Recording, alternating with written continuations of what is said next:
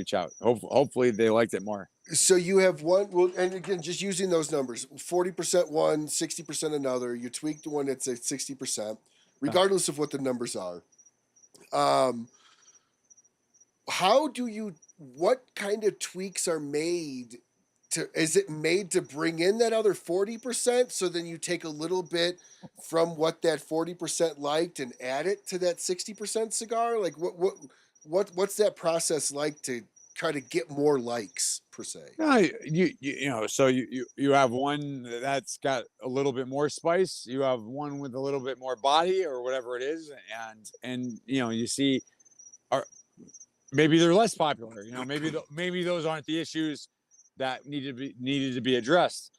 But you try to make some little changes and see, does that improve the popularity? Okay. So we're looking at maybe another 4-release pack or a 2-release. I have no idea. It wasn't that many cigars, so I think he was basically gonna like have people sample them, like the people that I guess liked what I have to talk to Abe. I don't know how he handled it, but we sent him more samples of the most popular one in tweaked editions, and I got to do some follow up. Okay. Do we have can you maybe share are we looking at 2025 potentially? No idea. No idea. See, he's very good at holding everything close to the chest, everybody. He knows exactly. Well, yeah, but he might really honestly. No, of course. I could tell you. I know how Abe is. He's got no idea. Abe's just gonna let him know what he wants, and Terrence and them will do the best to make it happen. That's all they can do. So obviously, to be approached for a socialite cigar, in my opinion, that's a big deal for a company. That's what 6,000 people in that group, over 5,000 people in that group that are probably going to be vying for that cigar when that comes out. What did that mean to you? Because Abe's got a lot of friends. He's got a lot of friendships inside the industry. What was that like for him to approach you for that? How did he approach you? Or was it something you guys had been working on for a while? No, I mean, I've known Abe for forever, and I've got a great relationship there. We do a lot of projects with them, and I think that it was something that they reached out to us for, because we're easy to work with and we have a record of success, and we have a lot of socialites that like Aganorsa. So I think it was, I don't think it was rocket science or anything. I think Abe basically said the group, it has a lot of Aganorsa consumers that enjoy the product, and Terrence isn't gonna send us a bunch of crap or do a half-assed job of this, and that was, I think, more or less. I mean, you'd have to ask him really why, but I would say that would be the reason. It's he likes working with us, and we were able to present the product at the right price point and the right in a timely manner, and just those kind of details that are not sexy, but they're important. Okay, and I mean, having a good relationship with Abe has obviously been very fruitful for Aganorsa. You guys are what I would consider one of Smokin's probably more bought brands. And I think Smokin's been really good to you guys, and you guys have been really good to us socialites and the group in general. So it's very fitting, and everybody's back online now. Awesome. It's very fitting. Yes, so we'll start the show back from an hour ago. No, guys, I'm going to post the show in full recap. I've got it recorded. I'll mesh it together and post it back. It's been absolutely riveting, and everybody missed Terrence 3-box giveaway. So, so it's done. It's over, everyone. There you go. You got to go watch the replay. Absolutely. No problem. And hopefully you won. So the replay will be nice. But thank you for everyone jumping back in here.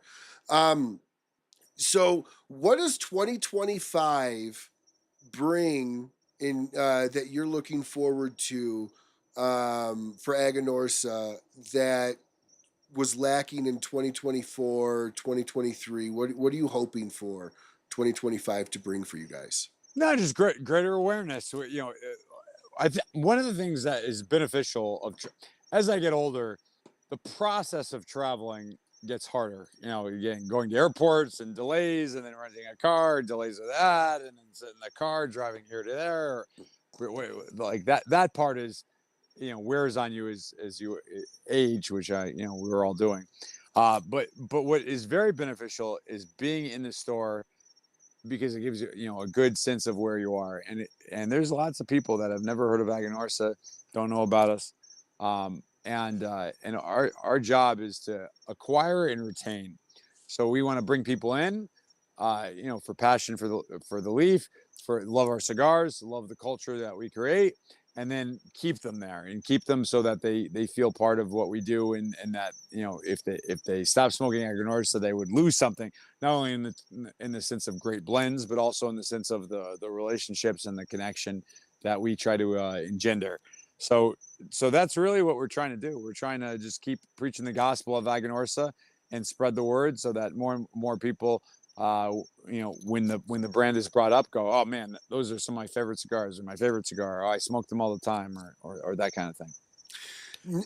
Now, one of the things I've talked to you in the past about this, and I've asked you, what's something you try to do on a personal level year over year? And you've said, I try to grow as a person through either reading, or I try to grow in business.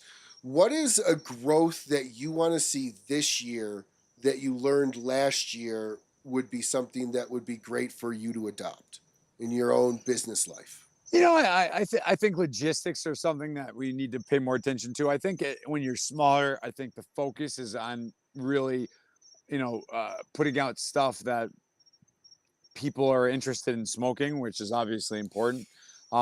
But I think as time goes on, you have to find the channels that will be able to get your cigar into people's hands that they wouldn't be able to get into otherwise.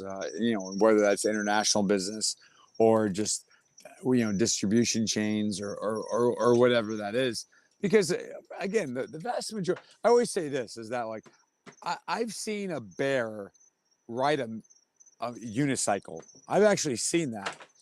I've never actually met anyone that smokes a Swisher Sweet. I've never met anyone that, like, smokes Oh God. Swisher Sweets sells a billion units a year. A billion. That's 2.5 times more than all premium cigars combined. And I've never met anyone that smokes them.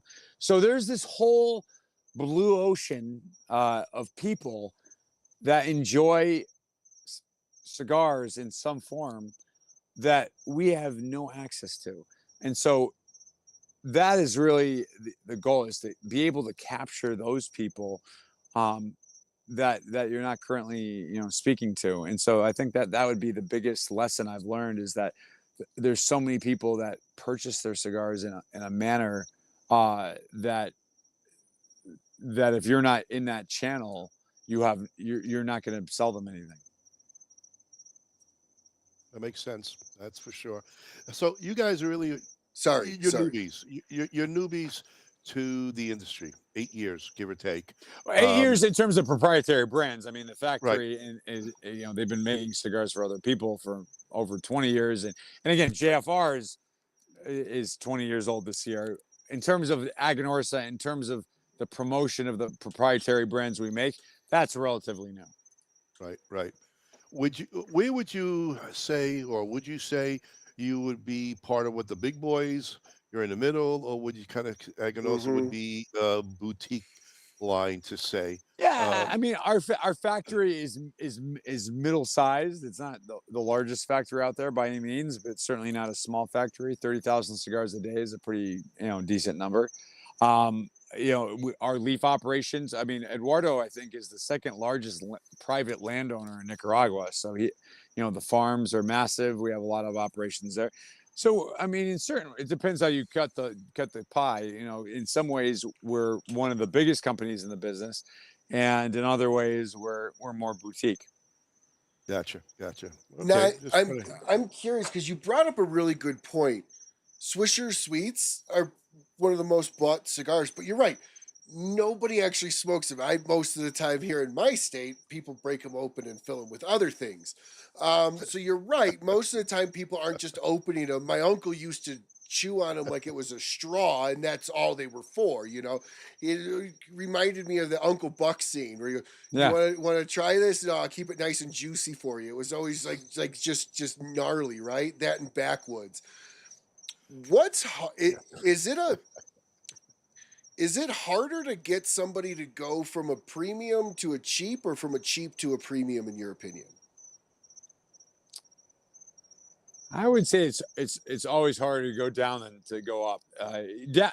Down is really based on economics. So if the person loses their job, they'll go down. But what they'll really try to do is to stay where they are for less money. That's what they'll really try to do. They'll try to find something that they feel is of an equal quality that's less. So to get a guy to go from like something like from if a guy is smoking Davidoff, to get him to go to a bundle cigar is nearby impossible. Like if he loses his job and he doesn't feel he can smoke Davidoff anymore, he might trade down in terms of price, but he will try to keep the level is equal as possible. To go up is easier because it's a better experience. So if you're smoking Swisher Sweets and you give them a premium cigar and kind of work with them on why it's better, that the person may it might not become their regular thing, but it's easier for them to go up than it is to go down. Agreed, 100%. So it's easier for them to go up every once in a while than it is for somebody to step down to a gas station style. Absolutely. See, I think I would have thought it would have been the opposite, because I'm smoking the gas station because I can't afford the premium. I buy the cheap stuff as a premium smoker because I'm wasting it outside and don't care about it. That's kind of my take on it. Yeah, I mean, I'm not saying either one is necessarily easy, but I'm saying that like if you smoke a bundle cigar and you can sit down and say, hey, listen, this is going to be a better experience and this is all the things. And I'm not saying that's easy, but I'm saying that there's a greater likelihood that they would be willing to step it up than to step it down. Not talking about price. I'm talking about the quality of the product. Okay. Yeah, quality. Yeah. Definitely. Because if you're smoking the Swisher and the Backwoods and you go up and all of a sudden you're like, wow. I mean, and you don't have to go all the way up. You can go to a couple of notches up. And well, you could go to an Aganorsa bundle. You're only talking $1 or $2 more probably. Yeah, but you have to keep in mind, I mean, if you're trying to do it, if you're trying to move them up based with a price thing, you're going to lose. Like, for instance, if you're smoking a pack of Swisher Sweets a day, you're not going to smoke like 12 bundle cigars in a day. It's just not going to happen. What you could potentially do is cut them down in terms of quantity and say, listen, instead of smoking 12 of these two bundle cigars will last you for the same amount of time as those 12, but you'll smoke better. So you're going to smoke better and you're going to smoke less. So that there's, like I said, that's not necessarily easy, but that's an easier sale than, oh, you smoke Davidoff? Well, you should really be smoking bundles all day long because that's going to that's going to be a better bang for your buck or whatever it is. Like they're not going to be interested in that. But their palate is already used to the quality. So Yeah, I'm with you, Terrence. It's easier to go up than to come down. Yeah, no, I can going see down it is both hard. ways. I could see that. I could see that. And in Yeah, fact, I mean, depending on your palate again too. and in fact, Yeah, for sure. I would say that it's not a small step up. It's a gas station cigars have a tendency to be glorified cigarette tobacco, and that's my opinion. I'm not debating anybody on this. I don't want comments. That's just my opinion. It's not the qualitiest of tobacco. You have to remember that in cost wise, as you go lower, functionality becomes more important. It's more Correct. it's more of a proposition. Correct. Like take coffee for instance. Like my father drinks a pot of coffee a day at least. He loves coffee. His life could not possibly be without coffee. But like he doesn't care where the beans came from. He would never buy a Starbucks coffee because that doesn't mean anything to him. Okay. So if you're purely approaching it from a value proposition, it's hard to move the person up because they have a budget and they smoke in a certain amount of time, or they smoke a certain amount and they want to kind of maintain that. That's a harder thing. If you but it's like I said, it's far easier to show somebody quality where they would say, okay, well, I'll smoke one of these a day instead of 12 of this or 10 of that or whatever, or I'm going to still smoke the other thing, but once a week I'm going to have this to treat myself. That's still easier than, Yes. hey, you're smoking a lot of Davidoff. Why don't you smoke a few bundle cigars, every week or something like that? That's almost unheard of. No, and I agree. It's very much economic, economic status as far as how much exposable income you have. As you guys, we're talking about Swisher. One of the reasons why I wanted to bring this up is because you guys do a sweet tip as well, Yes. in your bundle. How well? Oh, go ahead. No, go on. Okay. How well does that sweet tip sell versus non-sweet tip for you guys?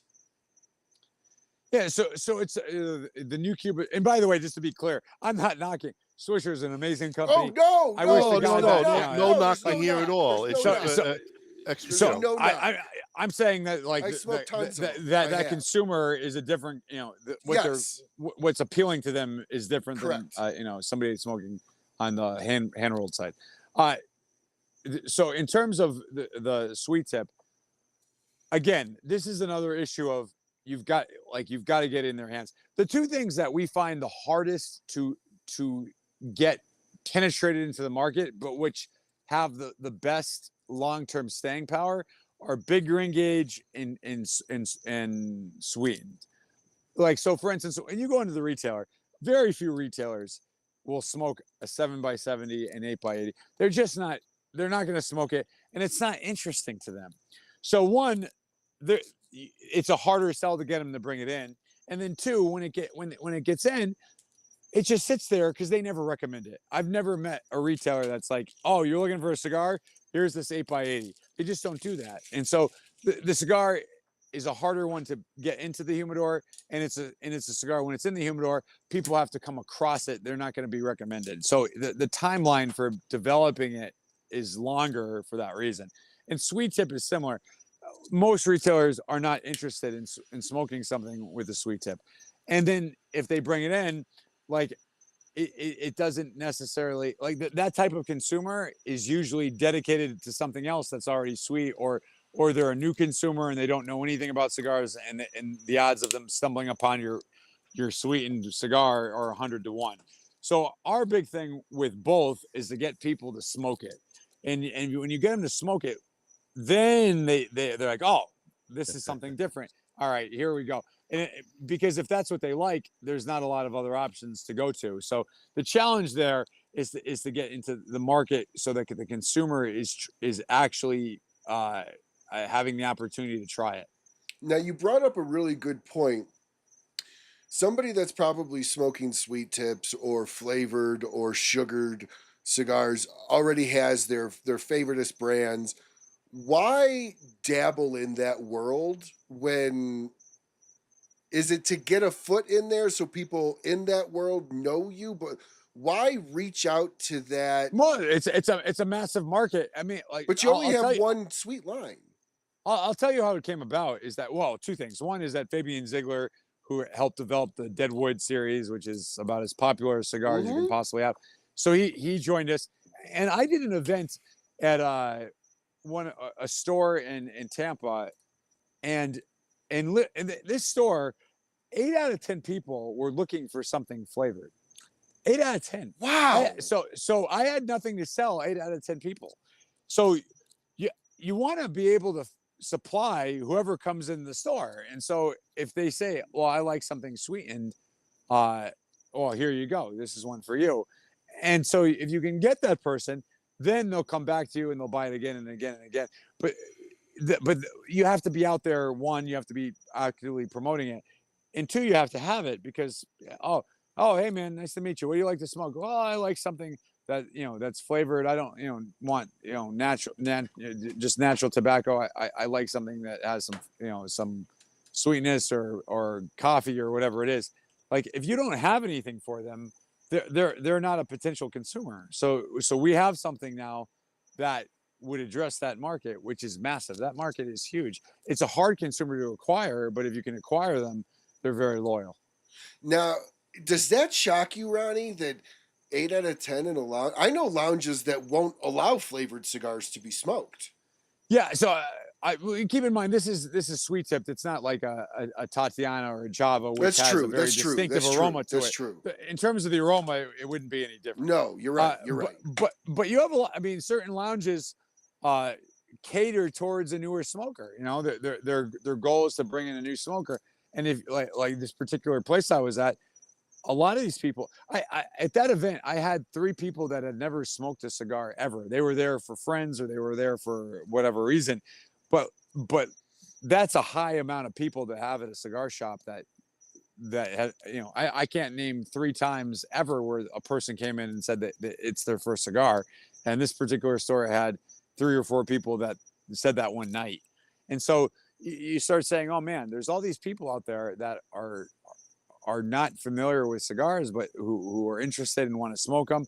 And if you can have something to provide for them that they're going to enjoy, and get them more into cigars, that, I mean, I think that's really important.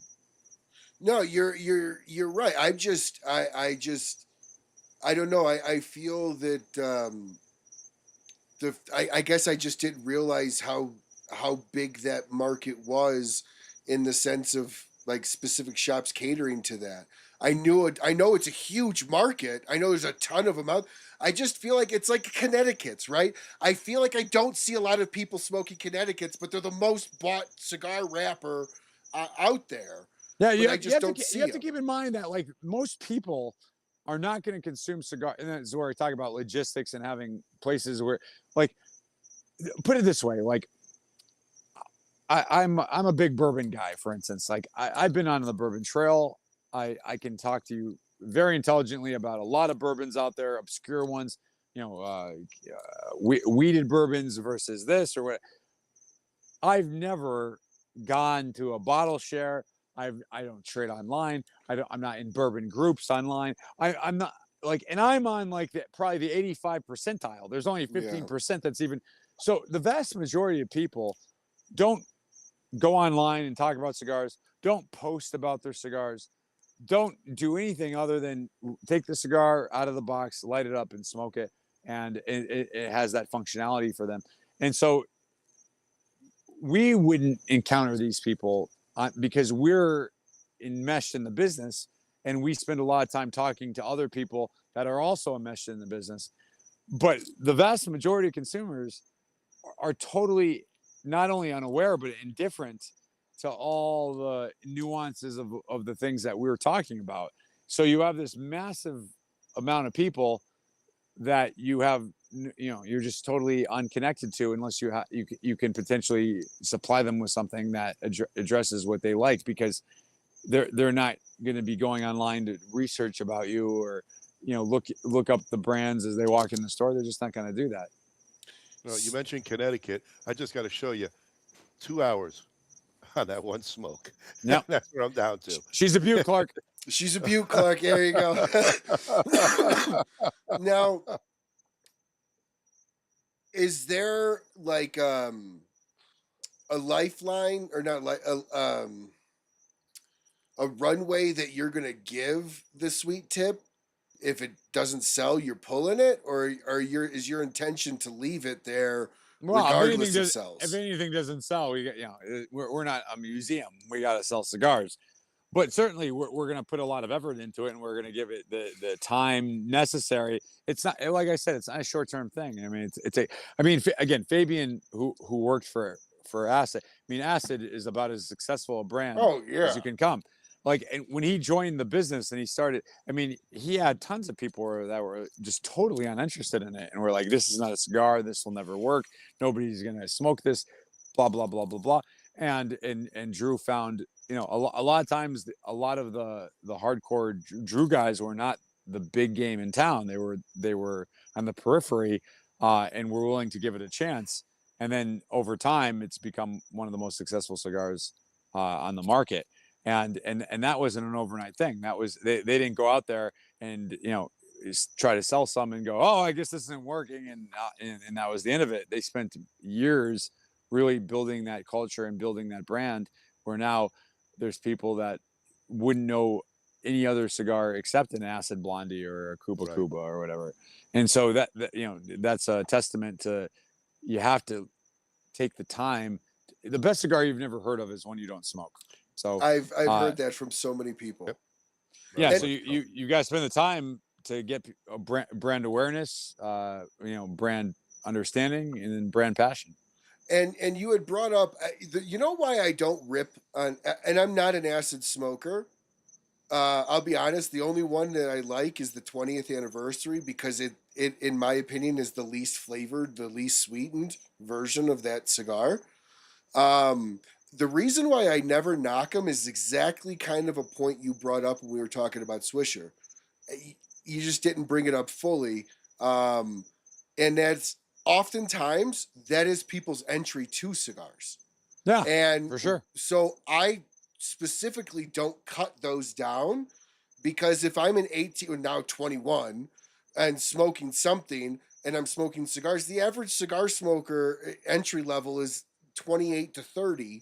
So Yeah. maybe I smoke those through my 20s and then I get into others. So I don't ever rip anybody for what they smoke or put down anything, because I'm a firm No, believer. smoke what you like, whatever you Yeah. like. That's right. And I'm a firm believer Absolutely. that there's a smoker for every cigar. sure. But I will say there's more smokers for Aganorsa, because they're just that good. Buy 3 boxes of them. You can go to smokin.com, buy 3 boxes. Keep pushing, buddy. And, Keep pushing it. I'm telling you, every time Terence comes on, we're pushing through. So Terence, I have 2 more questions for you and we'll end the show. First one here is from Smooth Kenny. Did Fabian ever tell you the story of him dating Crazy Alice? Not dating. That's no. I'll have to ask about this. I know, Crazy Al. I think she lives in Orlando now. So I do know her story, but I am not aware of any dating stories. So I will certainly be the first to bring that up to him tomorrow. All right. We're going to have Terence on next Thursday to share the story before we kick. No, I'm just kidding. So Terence, here, just to kind of close the show here, and the last question I have is, what is because you brought up logistics, and starting a new line, even if it's an extension of a line, is a lot of logistics. It's a lot of movement. It's a lot of creation, new bands, new this, maybe it's a new name. What is your process for creating a brand? How early do you start before the brand launches? Does that make sense? Yeah, again, it can really vary. I would say in most cases, what you have is it's a long process. Again, like the 25th anniversary, it's a couple years now. When we came out with the Garden of the Farm Cerberus, that was a couple years. A lot of stuff. It takes time. One, to find the blend, to find the right presentation, to put that all together. That can take a while. The JFR 20th, which will be out at PCA, we've been working on that for well over a year now.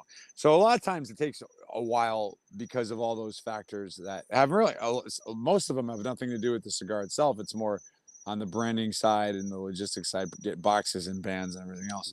And then obviously the cigar has got to be great.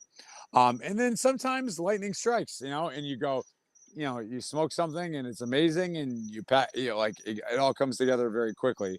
But that I would say is the outlier. It's not the normal situation. Usually for us, it's a year to longer to be able to figure out a project and get it launched.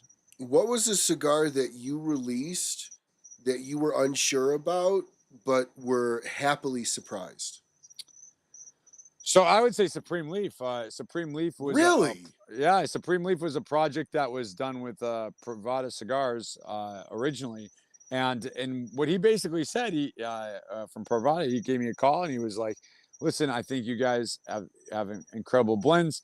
The cigars you make for other people are some of the hottest cigars in the market, but you guys have kind of this staid packaging.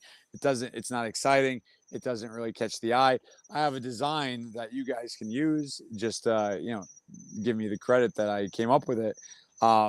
and I think this will be successful. And so he sent me the Supreme Leaf design, and I showed that to our sales reps. Now, first of all, I didn't. I was even kind of like, those are unusual colors, purple and orange, purple and yellow and orange. Uh, and I presented it to a sales team, and the sales team was like, "That looks terrible. Like that's going to ruin our reputation. It looks cheap," and like they just hated it. And I called uh, Pravada back, and I was like, "Hey, I'm having," and he was actually a little bit mad with me at first because, again, it was his baby, and I was kind of saying, "Hey, I think your baby might be ugly or whatever it is. That never goes well." Uh, but like, he was a little upset at first, but but I was ultimately like, "Listen, this is your idea. I need to understand how to explain it to people because I don't know how to explain it. You're the one that came up with it." And then and to his credit, he like gave me an explanation for why he did it that way. And it's, to this day, I can tell you so many people, the first cigar they ever had from us was Supreme Leaf. It caught their eye. So I've had people even tell me that said, "Man, it looks so weird. I wanted to kind of hate it, but then I smoked it and I loved it." And so what he really did a good job with is that it stands out. And so that's the biggest thing. You got to stand out. You got to have something that people are interested in and curious about. And certainly, even if it's not something that they necessarily would design or would align with, who they think they are, they notice it. They see it. And so Supreme Leaf was definitely a cigar that was far more successful than I imagined it would be. Now, because you guys did the updates or the new color scheme, was that kind of the encouragement to update everything else? Well, I would say again, when I came in, we rebranded from Casa Fernandez to Aganorsa, so we knew there was going to be rebranding. You have to rebrand if you change the name. So in that sense, I kind of had a sense of what was going to go on. But certainly, like I said, certain projects, Supreme Leaf being one of them, that like came in there and just took off. So I would say that a lesson that is not necessarily something we directly picked up from Supreme Leaf, but Supreme Leaf was a great example of it, was that you have to really spend a lot of time on the presentation, and you have to make sure. And people always go, "Well, I don't smoke the band," and all that kind of stuff. That's for the 99.9% of people is a total lie, whether they realize it or not. Uh, a cigar, to some degree, just like any product, is a reflection of who the person is. And so I always use the example of if you take somebody's favorite cigar and you put, a Kamala Harris or a Joe Biden or a Trump band on it, they don't feel the same way about it. Like they don't go, "Oh yeah, this is a cigar. This is a great cigar." They go, "Oh, I would never smoke that cigar," or, "Oh, that's the best cigar." And the cigar is exactly the same as it was before. It's simply that the person identifies with it in a different way.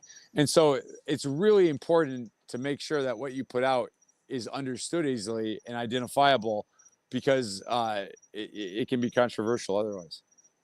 Now, for everybody watching that's interested in the Supreme Leaf, you can go over to smoking.com. You can buy 3 boxes. But the important thing of it is you can actually buy the exclusive European release of the Supreme Leaf Yeah, from and Smokin'. yeah, and actually, Smoke In. That's a great like the where Smoke In and everybody else more or less is out of the American release edition. There is a European edition of it, and with Abe, he was like, "Hey, can I buy this?" I'm like, "No, it's for Europe," and he's like, "Oh, okay." And then he just found a distributor in Europe that would sell him some. And so, actually, the only way to get Supreme Leaf your international edition in the United States is through Smoke In, and it's because he literally bought it from Europeans. If you look at the boxes if you buy one, it's got the German smoking labels on Yeah. it, like because we couldn't sell it to him because it's the international edition. But with Abe, there's a will, there's a way, and he got the international edition online. So he's the only one that's got them. So if you like Supreme Leaf, that international edition is only available in the U.S. through Smoke In. Absolutely. So go to smoking.com, buy 3 boxes, set it There you aside go. all the time. Always Aganorsa, you buy 3. Oh yeah, Um, always be Aganorsa, ABC. now, Absolutely. no, that's actually that's good. So here in closing, what is your cigar you've been smoking on like crazy for the last 6 months, and what is a cigar you're looking to changing over to for this year, smoking like crazy? Yeah, so for me, there's what I like the most and what I smoke the most. So you have to keep in mind too that I travel a lot, and you go to 5, 6 stores in a day. You have a cigar at each store. That's a lot of cigars, and so like you have a couple of choices. One is that you after a couple you stop smoking, but then you go in the store and they're kind of like, "Oh, Terrence, great to see you. Hey, let's have a cigar." And oh no no no, I'm not smoking today. That Yeah. kind of throws off the mood. So that's not really a viable way to do it. Um, but for me, because I'm doing that, I like to smoke the most something like the Validation Connecticut, Garden of the Farm Rambo, short, JFR Junior, shorter cigars, and also cigars that are light and creamy and delicious, and that I can smoke them over and over again throughout the day and not feel like I can see through time because I've been smoking so much. And so that would be I would say the most important aspect of all that is that it's not just what I like, it's what's right for the moment. If I'm having one cigar, our rare leaf Maduro is certainly my favorite. But I definitely see myself smoking the JFR 20th is going to be something I'm going to smoke a lot, and certainly I'm going to continue with the Aganorsa Leaf, Validation Connecticut, and Guardian of the Farm. They're two favorites of mine. Well, I love the Cerberus. I mean, the Cerberus is one of my wife's favorite. It's always in our humidor. There's always a box of it. Great cigar. Oh, three boxes. Three Three boxes. boxes. Three, Yeah, three yeah. boxes. Always. Ronnie, give you the final closing question here to close it out with Terrence. Any final questions you have?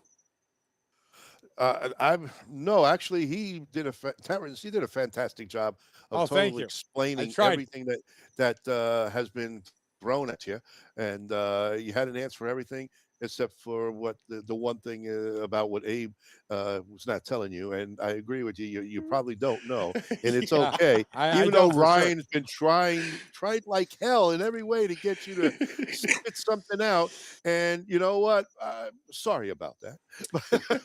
It is what it is. It is what it is. No, but I'm so excited for you, Terrence. I've been following you for a while now, and I'm excited about what's going on with you, the company, and the path that you guys are taking. I think it's a very smart path, business wise, and I know the following that you guys are having is growing. It seems to be daily or weekly, just by the chat lines that I'm seeing. And you yourself, kudos for the boots on the ground. And I would never want to do what you're doing with the traveling of today, with dealing with the Yeah, airports and the cars. you're the smart Uh, one. well, well, if I wasn't married, I probably would be doing it. To be Oh honest with my, you. well, yeah. God bless her. Well, she smokes too. She smokes more than I do, believe it or not. So that's why we have to go 3 boxes all the time, right? Right. Absolutely. Hey, Richard said I should be getting commission. Terrence, we can work on that. We'll talk after Yeah, the show. yeah. Um, checks in the I do mail. want to thank you for coming on. It's been a pleasure. A lot of knowledge you gave us, and just kudos for everything you do, buddy. I appreciate it. You're a young man. You got so much to go for in this industry. Oh, you. Oh, Uh, you? I'm yeah. serious. You're a lot No, younger than me, so I can tell you, you're a young man. no. Thank you very much. It's always a pleasure to be on, and like I said, I always try to use these moments as beginnings. So for me, whoever is tuning into this, our Facebook group, Aganorsa Acolytes, our YouTube channel, Aganorsa Leaf, Instagram, Aganorsa Leaf. Stay in touch. Let us know what you think. Let us know your thoughts. Oh, I tried this cigar, Terrence. I think you're a genius. Or Terrence, you ruined my life. Why did you make this cigar? But like we listen to that feedback, and we always want our consumers to feel like they're part of the culture that we're trying to create, and that they're important to what we do. And the more you can create those connections, the better. So thank you for having me on and the opportunity to speak to your viewers. Oh, well, Terrence, you know this. I mean, I love the fact that every time I call you and go, you want to come on, the instant word is yes, when? Let's pick a time. So I really, really appreciate you coming on. You always have a home here. You're one of the first guests I had on, and like I said, I think you're one of the most returned guests on this show. So much appreciated. Appreciate your friendship. Appreciate your support. And your willingness to come on and just dropping that ever loving knowledge that you have just all the time, just sharing it left and right. So as we close the show here, not going to take a pick. Sorry for the technical glitches. You could recatch the entire show. I will upload it. So the little bit in the middle where Terrence gave away a ton of stuff, you're definitely not going to want to miss that. As we close the show, let's get in one more Aganorsa Flex from everybody. To all those watching, woo! And until we see you again, smoke what you like, smoke as often as you can, and have a great, great